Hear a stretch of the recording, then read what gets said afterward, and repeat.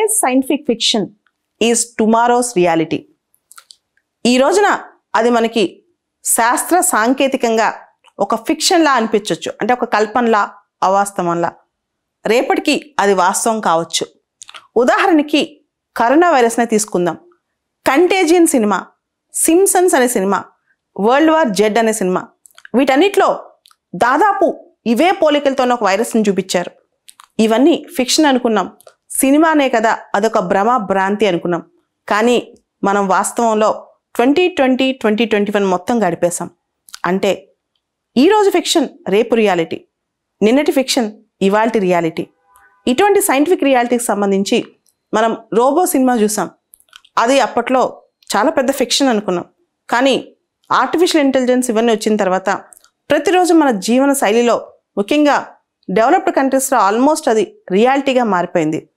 ఇప్పుడు internet of things, nano టెక్నాలజీతో సంబంధించి బిగ్ డేటా అనలిటిక్స్ ఇవన్నీ ఇంటర్లింక్ చేసుకుని 3D ప్రింటింగ్, 3.5D ప్రింటింగ్ ఇట్లాంటివి చాలా వచ్చేసాయి. సో ఇప్పుడు ఇంకొక నిజం రాబోతుంది. మనిషి మృత్యుంజయుడు కాబోతున్నాడా? లైఫ్ని ఎక్స్టెండ్ చేసుకోబోతున్నాడా? చావుని జయించబోతున్నాడా? దీనికి భవిష్యత్తులో నిజమే కాబోలు, అంటే ప్రస్తుతానికి దాని మీద ఎటువంటి ఎవిడెన్స్లు లేకపోయినా భవిష్యత్తులో జరగబోతోంది అనే ఒక ఆలోచన మాత్రం తెలుస్తోంది. ఒకవేళ ఒక వ్యక్తికి సడన్గా కార్డియాక్ అరెస్ట్ వచ్చింది, లేదా ఒక వ్యక్తికి రేర్ డిసీజ్ వచ్చింది, లేకపోతే ఒక క్యాన్సర్ వచ్చింది, చనిపోవాల్సి వచ్చింది. ఆ టైంలో ఆ మనిషికి గతి చావేనా? చనిపోయిన తర్వాత అతని అంత్యక్రియలు చేసేసాయాలా? అతని బరియలు చేసేయాలా? అంటే కాదు అంటున్నారు కొత్త స్టార్టప్. జర్మనీలో టుమారో బయోస్టేటస్ అనే ఒక స్టార్టప్ కంపెనీ ఒక మాట చెప్తోంది. దీనిలో క్రయో ప్రిజర్వేషన్ అనే టెక్నాలజీ వాడుతున్నారు. క్రయో ప్రిజర్వేషన్ అంటే మనిషిని ఎక్స్ట్రీమ్ కూల్ టెంపరేచర్స్లో, అంటే మనిషి బాడీని కానీ బ్రెయిన్ కానీ చాలా కూల్ టెంపరేచర్స్లో, అంటే ఆర్క్టిక్ కూల్ అంటాం, దాదాపు -196 డిగ్రీస్లో మనిషిని బాగా కూల్ చేస్తారనమాట. దీన్నే విట్రిఫికేషన్ అంటారు.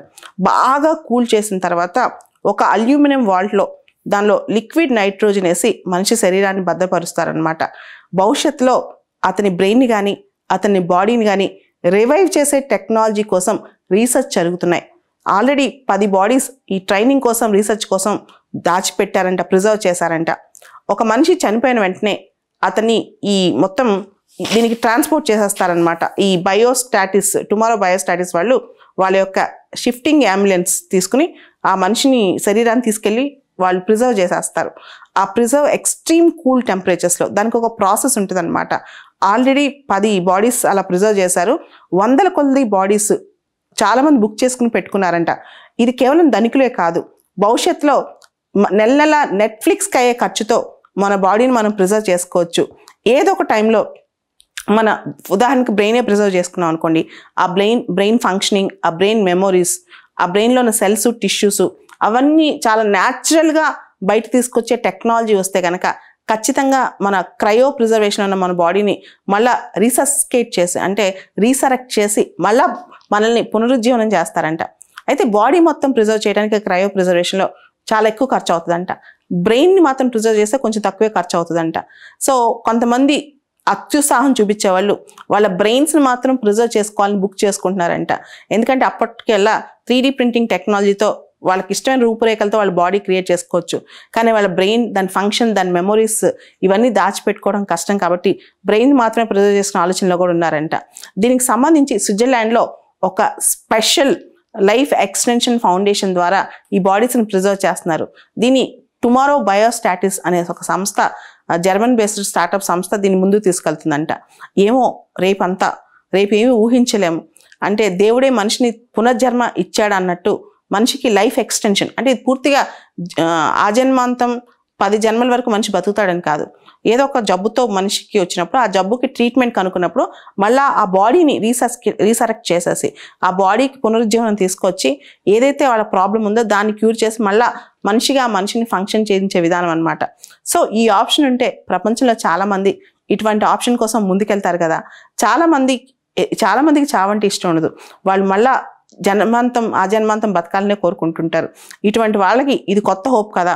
ఇది కష్టమైన అసాధ్యమైతే కాదు. అయితే అసలు ఇలా విట్రిఫికేషన్ చేసిన తర్వాత అంటే బాడీని ఈ -196 degrees టెంపరేచర్లో అంత కూల్ చేసిన తర్వాత మనిషి పైన ఐస్ క్రిస్టల్స్ కూడా ఫామ్ అవ్వంట. అంత కూలింగ్ టైంలో ఆ బాడీలో అంటే మన బ్లడ్ కానీ ఇట్లాంటివన్నీ తీసేసి కెమికల్స్తో బాడీ నింపేస్తారంట. దాంతో మనం అంతే ప్రిజర్వ్ అయి ఉంటామంట. సో ఆ టైంలో మళ్ళీ ఆ బాడీని పునరుజ్జీవనం చేయడానికి టెక్నాలజీ ఎంతకాలం పడుతుంది, ఎన్ని సెంచరీస్ దాచిపెట్టొచ్చు, ఇలాంటి స్టార్టప్ సంస్థలు అన్ని సెంచరీస్ ఉంటాయా, దీనికైనా ట్రస్ట్ ఏర్పాటు చేస్తే ఎలా ఉంటుంది, దీని మీద ఇంకా రీసెర్చెస్ జరుగుతున్నాయి. ఆల్రెడీ అమెరికా, యూరోప్లో దీనికోసం జనం క్యూ కడుతున్నారంట. సో భవిష్యత్తులో మార్స్లో ఇల్లు కట్టుకోవటం, భవిష్యత్తులో మనుషులు చనిపోయిన మనుషులు కొంతకాలానికి అట్లీస్ట్ కొంతకాలం అన్నా మళ్ళీ బతికే అవకాశం రావటం, ఇవన్నీ చూస్తే ఇవన్నీ వింతపోకడలని ఇప్పుడు అనిపిస్తుంది, సైంటిఫిక్ ఫిక్షన్ అని ఇప్పుడు అనిపిస్తుంది. ఆల్రెడీ మనం క్లోనింగ్ కానీ స్టెమ్ సెల్స్ కానీ ఇవన్నీ కూడా ఒకప్పుడు ఫిక్షన్ అనుకున్నాం, కానీ ఇప్పుడు అవన్నీ రియాలిటీస్ అవుతున్నాయి. అలానే మనం సరగేసి ఇవన్నీ కూడా ఇంతకుముందు ఫిక్షన్ అనుకున్నాం. అంటే ఒక తల్లి గర్భంలో పుట్టని వ్యక్తి కూడా ఆ తల్లికి సంబంధించిన అండాన్ని తీసుకుని పుడుతున్నాడు అనమాట వేరే గర్భం నుంచి. సో ఇటువంటివన్నీ జరుగుతున్నప్పుడు ఇది మాత్రం ఎందుకు జరగకూడదు? దేవుడే సృష్టిని ప్రతి సృష్టి చేయాలా, మనుషులు చేయకూడదా? సో ఈ మొత్తం ఈ టెక్నాలజీలో వాళ్ళు వాడేది నేను చూస్తే చాలా క్రయో ప్రిజర్వేషన్ టెక్నాలజీ అంటాం. సో క్రయోజెనిక్స్కి ఇది కొత్త అడ్వెంచర్ అని చెప్పొచ్చు. ఆల్రెడీ క్రయోజెనిక్స్ మనకు తెలుసు, రాకెట్ ఇంజిన్స్లో క్రయోజెనిక్ లిక్విడ్స్ వాడతాము, అంటే ఎక్స్ట్రీమ్ కూల్ టెంపరేచర్ లిక్విడ్స్ వాడతాం అనమాట. తర్వాత క్రయోజెనిక్స్ మనం సీడ్ ప్రిజర్వేషన్లో వాడతాం, స్పర్మ్ ప్రిజర్వేషన్లో వాడతాం.